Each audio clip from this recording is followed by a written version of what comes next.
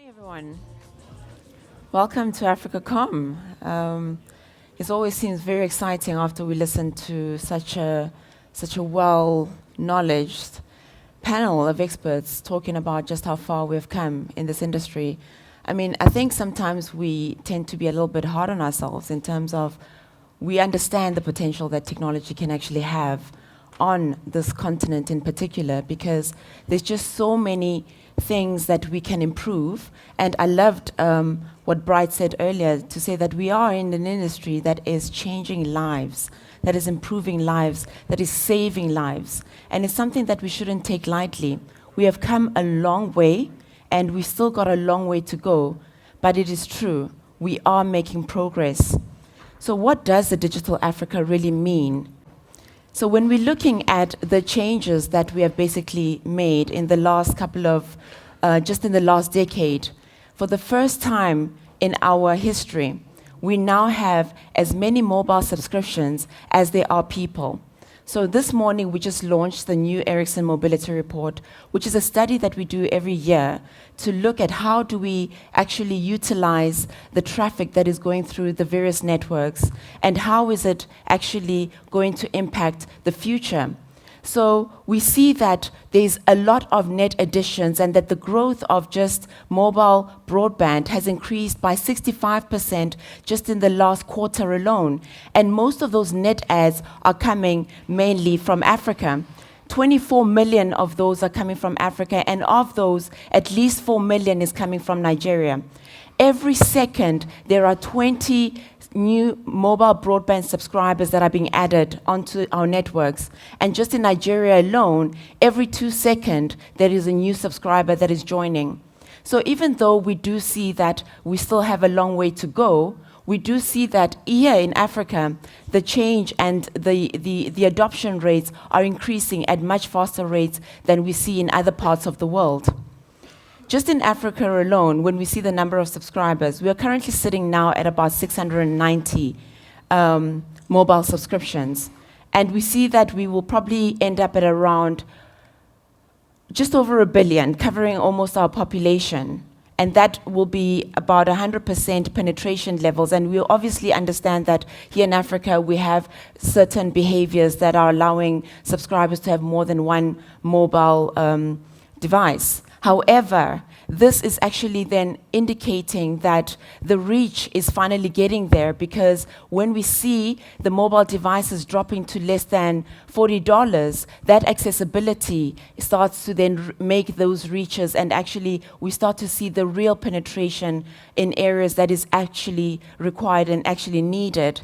And we're also seeing that data traffic alone in Africa increased by a minimum of 25% just in the last quarter. So what does it really mean from a technology perspective? GSM is still a technology that is a predominant technology in Africa. It still plays it's still playing a role of about 70% in terms of the type of devices that are accessing the normal population. However, we do see that as terminal costs and as mobile device prices start to drop, and the adoption rates of new technologies start to come at play, then these will start to drop. And also then more and more consumers will then start to participate in the mobile data journey that we are on. And by the year 2021, that LTE and WCDMA HSPA will play at least about 80% of the technologies that will be adopted in the region. So what does it really mean then from a consumer perspective? Consumers then will start, they say that each and every time a new consumer takes up or updates their mobile device, that the increase in mobile data consumption increases between 25% and 40%. All of us, every time that you get your new iPhone 6, I mean, I'm sure that you've all done this, you all start taking it for a little bit of a test drive. You start to seeing all these new applications that you didn't even know existed in your previous device. And then you actually start to look for ways and how can I actually make my life improve a little bit more better? And then LTE will actually even grow 28 times between now and 2021. indicating that when machine-to-machine starts to become part of our lives and we start to seeing more applications on smart homes and smart devices, smart cars, and smart economies, how do we actually improve those economies that in itself will then start to drive different user behaviors and different ways in which we start to utilize ICT, from just connecting to how do we actually transform then various other industries to creating further and deeper impact.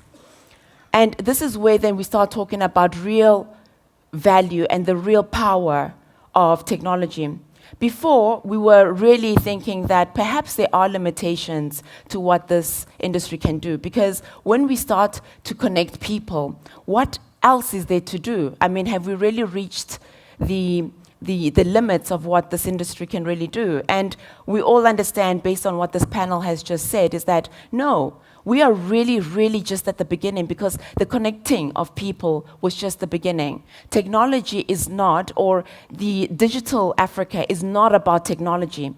It's about creating the platforms for that inclusion into financial services, that inclusion into how do we improve business processes, that inclusion into how do we then transform the rest of the other industries that can then go and empower and improve and utilize in the best possible ways the resources that we just have on this planet. So inclusion then leads to what we say is empowerment, the true engagement and the true tool of improving lives here in Africa. We truly are in a transformative industry. And that impact, it varies on various levels. Like if I think of myself as a mom, as a working mom, as a mom who's continuously on the road, but I have 2 young children at home, I'm continuously thinking about, and I reach out into my own industry to say, how does this actually impact my life? How do I utilize the limited resources that I have to improving just my own ecosystem around me? So we, as consumers, as users, we start to have a different place in this society of technology. We are no longer just consuming. We are now have become part of the ecosystem of finding ways or finding solutions, whereas the trust element, we no longer go to our operators saying, how can you actually do this for me? We are collaborating in different ways. So the economies now of the way that the economies were structured previously, ICT is challenging them, not only in their construction, but in the way that they were previously understood. That inclusion is also then creating, or it's tearing down barriers of various structures that we traditionally understood to be the way that they were. Banks worked in a certain way, utilities worked in a certain way, government worked in a certain way. But now as consumers, ICT is broadening and it's tearing down those barriers, and it's asking, and it's forcing ourselves then to ask, how do we engage differently with these ecosystems? From a business perspective, business too has evolved. It was one of the first adopters of ICT. I mean, back in the day, business was really utilizing ICT to creating leaner structures, to industrializing their business processes. And then we then started to see a new change when industrialization started and globalization then started to take root. And then businesses were starting to look at, how do we actually use ICT to creating leaner value chains, to ensuring that we can increase and improve on productivity. And then latest, now we're starting to see that business is starting to ask itself, how do we actually utilize ICT to connect the digital world to the physical world? I'll use a very easy example. For instance, in the motor industry, Tesla and GM have both very different markets and different consumer segments. However, both of them are still have both 4 wheels, different engines, and there came a time where both of them were faced with a similar challenge. Both had to be recalled based on some issues within their softwares and within their cars. Tesla, I start with GM. GM sent out a note to all of its owners, and it said, you need to bring in your car. It's going to spend about 20 minutes inside of our garage. We're going to upgrade it, and then we're going to send you, then you can be on your merry way. Tesla just called its users and it said, there's an issue with your car. There's going to be a system, there's going to be a software download, it's going to come in, so please do not be alarmed. Perhaps at this particular point in time, do not drive your car. Updated its software, and its users were able to go about their day. So what is the difference between the two? I mean, one is instantaneous. It's actually using the tools that we have today to create much more stronger and deeper efficiencies. And these are technologies that are available to much broader industries and not just in the motor industry. So when you think about that and you think about scalability, economies of scale, saving time, and not just the time of just the business alone, but also from a consumer perspective. And then from a society, I mean, this is something that I can talk about at great lengths. We're sitting on a planet that has finite resources. About a month or so ago, at the United Nations in New York, there were Sustainable Development Goals that were launched. And we've already had what was called the Millennium Development Goals. And we didn't really perform so well as a society. But now, for the first time, these new development goals are underpinned by ICT, and each and every single one of these elements can actually be impacted by the way that we are operating, not just as individuals, not just as business, but as a society. So those impacts can go far, and they can have far wider reaching benefits to us, and to also for us to start thinking about how do we engage. We can no longer sit back and be just recipients of ICT, but now we start to become participants, and the trust element starts to then change. We're starting to see that there's new notions of trust. We start to believe that banks are actually enablers of us to be able to transact and not just to keep our monies or etc. But the notions of trust start to be challenged, and we no longer ask for trust, we start to participate in the trust journey.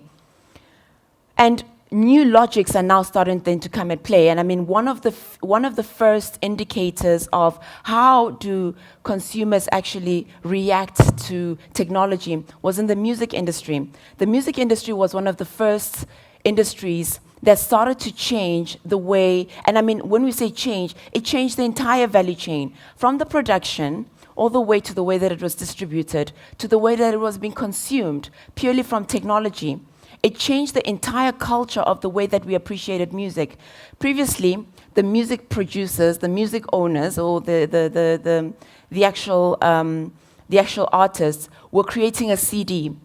They were creating a CD. They were perhaps making a couple of tracks that believed that these will be the main tracks that will then sell the whole component. But then later, as these behaviors and the technology started to allow consumers to appreciate it in a different manner, it changed the way that they themselves were even creating that artistic medium for us to enjoy. They then started to realize that if a consumer can pick and choose what it is that they want, that means that I then need to rethink the way that I then produce the artistry, if we can call it, in the way that it will be appreciated by the end consumer.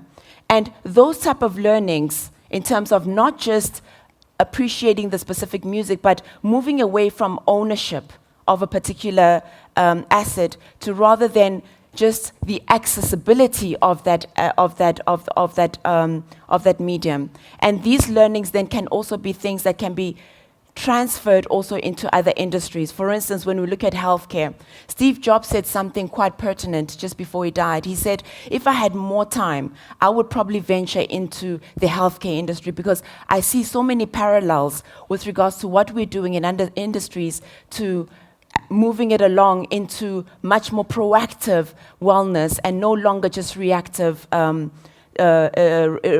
healthcare, and education and learning. So for instance, I enjoyed a little bit of what some of the previous speakers were saying with regards to appreciating the education and moving from just education then to learning, because governments do have finite resources. However, these finite resources can actually be utilized in better ways. How do we create much more accessibility of learning?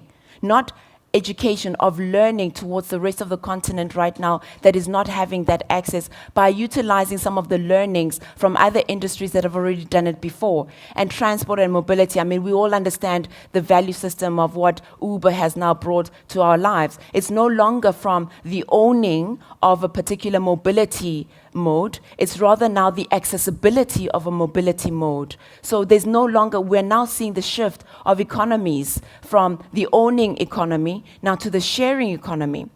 And that will obviously, we'll see that as these learnings and as we start to understand how consumers' behaviors are changing through the various industries, we can then start to create some form of predictability of how they will then address other industries that are changing in similar ways and make those learnings happen at a much faster rate. And then that rate of change will happen at exponential levels. So if I can just very briefly go through some of the industries that we see as leading indicators. As I mentioned earlier, the TV and media industry has been seen as early indicators of how industries will basically change. But then we see that from an African perspective, when we see players such as Netflix, and now we see other local players also starting to participate in this ecosystem for this particular industries. We start to understand more of what behaviors that consumers have and how they basically appreciate the way that they enjoy content, the way that they access content, the way that they prefer to pay for it. So these then start to make us then to realize how do we take these learnings and then transfer them to other areas, and also understand that users at the particular point in time, they don't just want access, they want access to the right content. They want access to local content, global content, and that also creates a new platform for new other industries or new other players within this ecosystem to also participate. And when we also then look into the other great success story, that has already been mentioned a little bit now, but Africa really has that true potential to reach what the rest of the other globe is still lagging behind, and this is the cashless society. When we see the potential of this, it goes beyond just peer-to-peer money transfer. We really now have that opportunity to move beyond just the peer-to-peer now to the more interoperability, where government and banks and mobile operators and society at large can start to utilize and evolve the mobile financial services in ways that has not been seen else in other places. But this seamless transaction and this seamless interoperability is very important, and it's very key. And this is where government then starts to play a much more stronger role. And it's important for them to keep up with the possibilities of what this can do. Before, we were talking about 80% of unbanked. So between 2011 and 2015, we've seen that the number of people that are now accessing financial services is accelerating. And we understand then the benefits that this will have. And then in another industry where we're seeing the promise of ICT is largely in the agricultural industry. Agriculture employs at least 50% of the population here in Africa. And we all understand that more and more with all this climate change, that there is more and more need for us to utilize ICT on changing or improving on the productivity levels, and also in terms of how do we then keep up with some of the changes that are happening in climate in order to ensure that the farming community is operating in different ways. So very quickly on that one, we're seeing various examples. For instance, M-Farm up in Kenya, where there's a community of farmers that are exchanging and sharing ideas about, if this happens, how do I react at a much more faster rate? Now we're seeing now in South Africa where there's water shortages, how do we also inform some of the farmers in terms of some of the reactivity that they can do before we see a lot of wastage? And there's even something that's quite interesting, something called iStock Wealth. It's an application that we see here in KwaZulu-Natal, where the community can actually start to participate in a stake in a cow, where you can actually buy a piece of a cow and and become part of the crowdfunding in terms of participating not just in the farming but also in the sustainability. I'll give you the example a little bit later. I think I've just forgotten it right now. I see that time is actually against me. But all of these impacts in ICT it's increasing, it's having that exponential level of inclusion and empowerment. And what is actually needed? What are the practices that are needed? Very quickly, for us to actually realize this as business, as people in the ecosystem, we need to ensure that the business resources that we have, that we digitize them as soon as we possibly can. We need to make sense of data. Analytics is the future. We sit on a mountain of data that can be utilized in much more efficient ways than is currently seen. We need to establish new network practices and encourage user co-creation. Users are no longer the people that are just consuming. You need to include them in part of this journey, and so that as we increase this inclusion, we also are able to accelerate the pace of innovation. We need to develop new platforms, and we need to also ensure that we're continuously innovating and learning from previous other industries and accelerating then the rate of change and the rate of adoption for other industries to innovate at faster speeds and for them to have far-reaching consequences and far-reaching impacts in the society that we have. And I leave you with just one last message. ICT is not here just for the sake of ICT. ICT is still the cornerstone of change for this continent. I loved what was said earlier, that we are in the business of saving lives, we are in the business of changing lives, and this planet with its finite resources has a future if we utilize and we accelerate the pace of change, just doing the right things at the right time. Thank you very much, ladies and gentlemen.